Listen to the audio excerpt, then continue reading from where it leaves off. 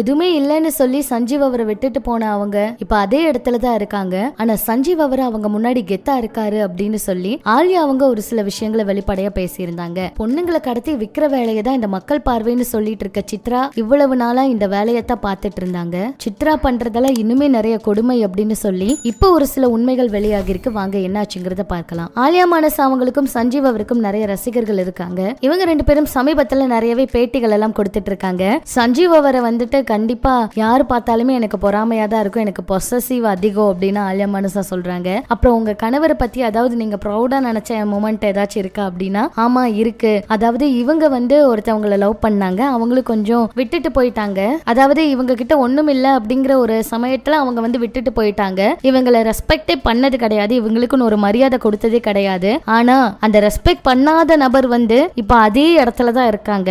இவங்க அவங்கள கிராஸ் பண்ணி இவ்வளவு தூரம் வந்துட்டு பெரிய இடத்துல இருக்கும்போது எனக்கு அதை நினைச்சு பார்க்கும்போது ப்ரௌடா இருக்கு. அவங்க முன்னாடி வந்து கெத்தா போகும்போது எனக்கு ப்ரௌடா இருக்கு அப்படிங்கிற மாதிரி ஆலியா மானஸா சொல்லியிருந்தாங்க. நிறைய பேர் யார் அவங்க அப்படின்னு எல்லாம் கேட்க ஆரம்பிச்சுட்டாங்க. அவங்களுடைய பேரெல்லாம் வேண்டாம், ஆனா இப்ப நாங்க வந்து அதை ப்ரௌடா நினைக்கிறேன் அப்படிங்கிற மாதிரி ஆலியா அந்த விஷயம் சொல்லியிருந்தாங்க. அது இப்ப சமூக வலைதளத்துல அதிகமா வைரல் ஆயிட்டு இருக்கு. இது ஒரு பக்கம் இருக்க, யூடியூப்ல என்ன பிரச்சனை போயிட்டு இருக்குன்னு எல்லாருக்குமே தெரியும். திவ்யா கள்ளச்சியோட கூட்டத்தையே கைது பண்ணிட்டாங்க. இதுல மக்கள் பார்வை சித்ரா புகாரை கொடுத்துட்டு அந்த குற்றத்துக்கே முக்கிய காரணமா இருந்தது, அதுவும் பெரும் புள்ளியா இருந்ததே அந்த சித்ரா தான் அப்படின்னு சொல்லி சித்ராவையும் கைது பண்ணிருக்காங்க. சித்ரா பண்ண மோசடி விஷயங்கள் எல்லாம் சமூக வலைதளங்கள்ல இப்ப அதிகமா பரவிக்கிட்டு இருக்கு. அந்த வகையில யூடியூபர் சில பேர் வந்து ஏற்கனவே காவல்துறையால தீவிரமா எச்சரிக்கை கொடுத்து இப்ப கொஞ்ச நாளா சமூக வலைதளங்கள்ல ஒரு சில தேவையில்லாத விஷயங்களை பதிவிடாம இருந்தாலுமே அவங்களுடைய பேரெல்லாம் கூட இதுல அடிபட்டதுனால ஒவ்வொருத்தர்கிட்டயும் நிறைய பேட்டிகள் எல்லாம் எடுத்துட்டு இருக்காங்க. அந்த பேட்டியில பாத்தீங்கன்னா இந்த சித்ராங்கிற லேடி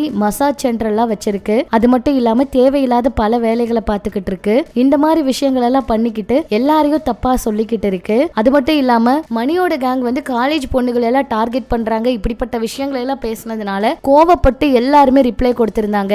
எங்களை பத்தி தேவையில்லாம வதந்திய வந்து அந்த அம்மா பரப்பிட்டு இருக்கு, இதெல்லாம் உண்மையே கிடையாது, அந்த அம்மா எதுக்காக எங்க பேரை எடுத்துச்சுன்னே தெரியல அப்படின்னு சொல்லி இதுக்கான ஒரு விளக்கம் கொடுத்து வீடியோ எல்லாம் பதிவிட்டது மட்டும் இல்லாம அவங்க பண்ற பல விஷயங்களை வந்து எல்லாருமே வெளிப்படையா சொல்லியிருக்காங்க. காவல்துறை இப்ப தீவிரமா விசாரணை பண்ணிருக்காங்க. கைது பண்ணி நடவடிக்கையும் தீவிரமா எடுத்துக்கிட்டு இருக்காங்க. கூண்டோடு கைது பண்ணி விசாரணை போயிட்டு இருக்கு. இதுல என்னெல்லாம் நடந்திருக்கு, உண்மையா உள்ள என்னென்ன பிரச்சனைகள் போயிட்டு இருக்கு அப்படிங்கறதெல்லாம் பொறுத்திருந்து பார்த்தாதான் தெரியும். இதுதான் இப்ப சமூக வலைதளங்கள்ல ரொம்பவே அதிர்ச்சி ஏற்படுத்தி இருக்கு. இதெல்லாம் பற்றி உங்களோட கருத்துக்களை சொல்லுங்க. இன்னும் இது போல நிறைய தகவல்களை தெரிஞ்சுக்க மறக்காம நம்ம சினி சமூகம் சேனலை சப்ஸ்கிரைப் பண்ணிக்கோங்க.